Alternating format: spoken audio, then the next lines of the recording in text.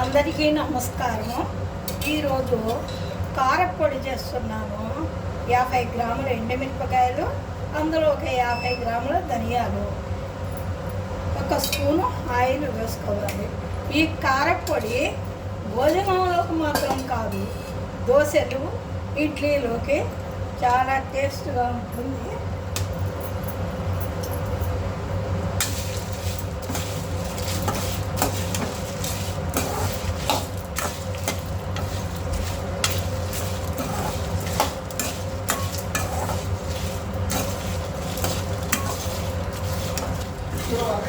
ఇలా దోరగా ఎండుమిర్చి వేగిన తర్వాత ధనియాలు ఎండుమిర్చి వేగినవి ఇందులో ఒక గుప్పెడు కరివేపాకు వేసుకో.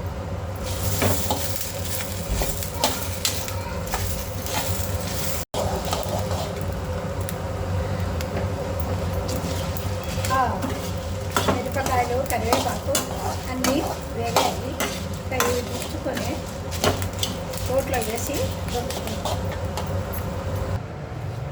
ఇప్పుడు వేయించుకున్న ఎండుమిర్చి మిక్సీలో వేసుకొని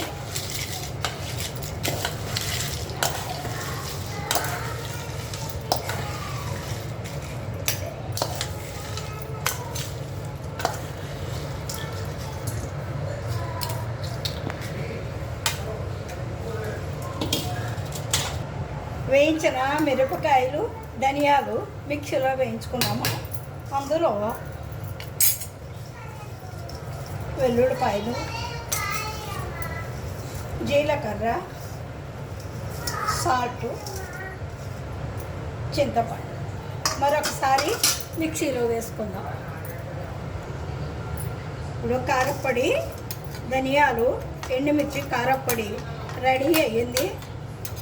ఇది వేడి వేడి అన్నంలో ఒక స్పూన్ నెయ్యి వేసుకుని వేడివేడి అన్నం తింటే చాలా రుచిగా ఉంటుంది. దోశల్లోనూ ఇడ్లీలోనూ ఇవి గర్భిణీ స్త్రీలకు, బాలింతలకు, ఎలాంటి వారికైనా పనికొస్తుంది. ఇందులో ఎలాంటి పప్పులు వేయలేదు కాబట్టి అందరూ తినచ్చు, ఆరోగ్యంగా ఉంటుంది. అది తీసి కచాలన్నట్టు